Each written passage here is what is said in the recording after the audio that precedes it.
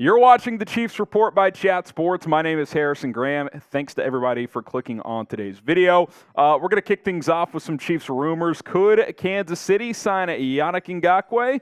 Maybe. He certainly talked about signing with a team that would fit the Chiefs' criteria, saying he wants to sign with the Super Bowl contender. Here's exactly what his words were when he talked to SiriusXM NFL Radio. He said, "I definitely want to play for a contender, play for a team and organization that wants to win a Super Bowl. That's one of the things on my agenda, to be able to help and contribute to that. Hopefully I can get some interest from a contender." Now, the Chiefs certainly fit that criteria. I mean, they're the defending Super Bowl champs, and I think the word contribute kind of would fit what he would do here. He wouldn't be a full-time starter in Kansas City. He would be kind of a situational pass rusher. But I understand him wanting to go to a contender. Started his career in Jacksonville. They were terrible when he was there. Spent a year in Vegas. They were not very good. Spent a year last year with the Colts. They were horrible. Split 1 year with the Vikings and Ravens, and neither of those teams went very far. So I understand him being like, hey, yeah, I'm still young. I'd like to get a nice paycheck, but I also want to win as well. And obviously Kansas City could be a team that fits the bill for Yannick Ngakoue. Now, obviously, this defensive line has some good depth. I mean, you signed Charles Omenihu, 2 years, $20 million. George Karlaftis finished last year strong. He should be in line for a bigger role. But it's not like there's not room for another pass rusher. That's why we've been talking about Frank Clark quite a bit. Michael Dana, nice rotation guy. Felix Anudike-Uzomah, yeah, he was a first-round pick, but we don't know what his impact's going to be as a rookie. B.J. Thompson, he's a project. Joshua Kando hasn't done anything in 2 years. So when you kind of explore what would Yannick Ngakoue's role be in Kansas City, I think he'd be a situational pass rusher. He'd play, 40, 50% of the snaps, pin his ears back and go get the quarterback. He's not going to be a guy that plays every down. I don't think that. He doesn't offer a ton as a run defender, but this guy can flat out hunt quarterbacks. Don't believe me? Look at his career. Every year of his career, he's got 8 sacks or more. First year, 8 sacks. Second year, 12 sacks. 9.5, 8, 10, 9.5. Career, 65. And he's only 28 years old. It's not like you're signing a 35-year-old stiff whose best days are so clearly in the rear view. Maybe his peak has passed, but he could still come in here, give you, based on history, 8+ sacks, but even in a lesser role, I think he could give you at least 5 or 6, and that would have value. I don't think there's any doubt about that whatsoever. So should the Chiefs sign Yannick Ngakoue, type S for sign or P for pass? If he's looking for a contender and it may not cost that much money, I think it's a no-brainer. The value should fit. I think he would like to play for a contender as well. So I'm typing my S for sign. Let me know what you guys think below in the YouTube pinned comment. Okay, well, let's go to the next rumor here. More Clyde Edwards-Helaire trade buzz, as Bleacher Report has named CEH as the Chiefs' top trade candidate. They dropped an article of one player each team could trade this offseason before the 2023 season gets here. Christopher Knox of Bleacher Report on this. He says the Chiefs, unsurprisingly, declined the 5th-year option on his contract, with Isiah Pacheco establishing himself as a starting caliber back last year and Jerick McKinnon back for another run. Edwards-Helaire projects as a complementary piece at best in 2023. And that's kind of what I've been saying. I think Clyde Edwards-Helaire for a lot of teams would be, a number 2 back, right? Maybe for a couple could start, probably not, but certainly a bigger role than what I think he's going to have here. Like, what is his role in Kansas City? Seriously. If Pacheco is going to be the type of back what I think he is, which is 3-down back potential with Jerick McKinnon sprinkled in, what is CEH's role?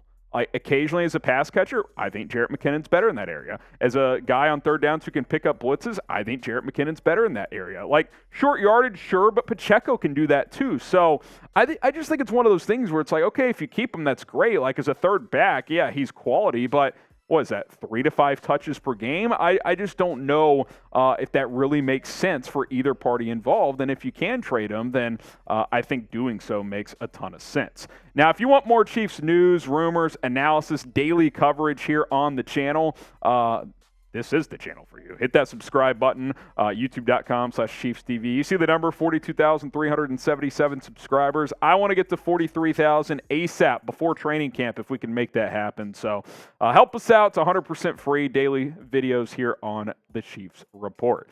You look at CEH's career, and again, he's got some talent, but he's flatlined, man. He's had some injuries.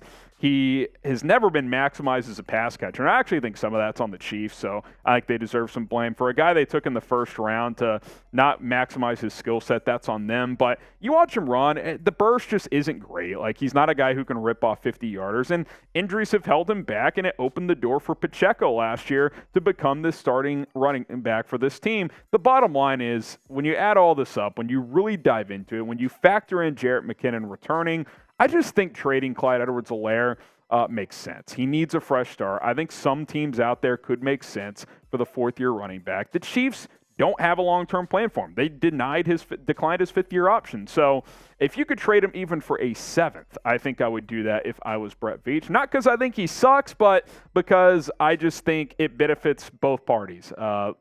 Keep Deneric Prince, a UDFA that I think has value, and he can go have a bigger role elsewhere. I think all these teams on screen right now could be teams that he would have a bigger role in. Dallas Cowboys, they have Tony Pollard and drafted Deuce Vaughn. That's kind of it, though. Like, there's rumors they could bring back Zeke. I actually think CEH is better than Zeke at this point in his career. Miami Dolphins, they have a lot of backs, but they've been linked to Dalvin Cook a lot, and to adding another player in that room, maybe Clyde Edwards-Helaire makes sense. The Giants is a team that's been linked to Edwards-Helaire with Saquon Barkley as a potential holdout candidate. That running back room isn't super deep. Tampa Bay, doesn't sound like Leonard Floyd is going to be back, or not Leonard Floyd, Leonard Fournette. Leonard Floyd signed with the Bills today, or on Monday, I should say. But the Bucs have moved on from Fournette. Maybe Clyde can go there, a team that's not projected to be that good, but maybe he could have a bigger role. Washington Commanders, Eric Bieniemy, their offensive coordinator, connection. Maybe he could follow EB to Washington. If you want Clyde Edwards-Helaire to get traded, type me in the comments right now. I would like to see it happen both for Clyde and for the Chiefs. Save a couple $1,000,000, gives you some more cap flexibility, and you can move forward.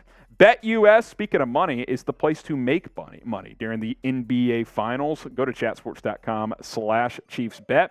Use our promo code Chiefs125. I believe the Denver Nuggets are 2.5-point favorites in Game 3 after Miami won Game 2. So that series is heating up. If you like some value in that game, go check it out. Chatsports.com/ChiefsBet. Promo code is Chiefs125.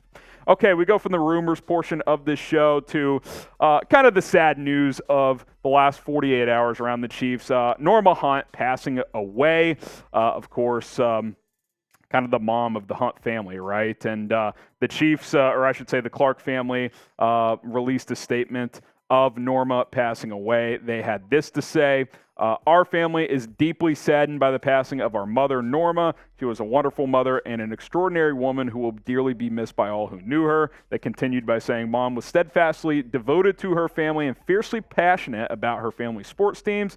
She was by our father Lamar's side every step of the way, from the merger of the AFL and the NFL to the formation of Major League Soccer, World Championship Tennis, the North American Soccer League, and their founding investment in the Chicago Bulls. She was the only person we knew who rivaled his love of sports. The two of them found such joy together, whether at home or in stadium stands around the world. This February, she attended her 57th and final Super Bowl and watched her beloved Chiefs hoist the Lombardi Trophy for the third time. It was a fitting conclusion to her streak as the only woman to attend every Super Bowl. That's actually a nugget I didn't know.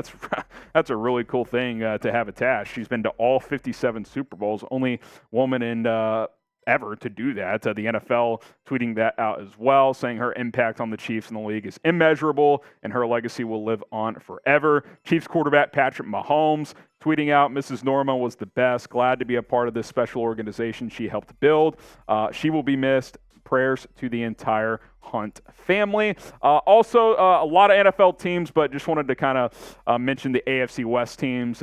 Classy moves here by the Denver Broncos, Chargers, and Raiders for kind of just tweeting out their condolences to the Chiefs franchise as well. So like to see that. And just kind of, when someone of this at this level of a figure passes, you really see the impact that was left, right?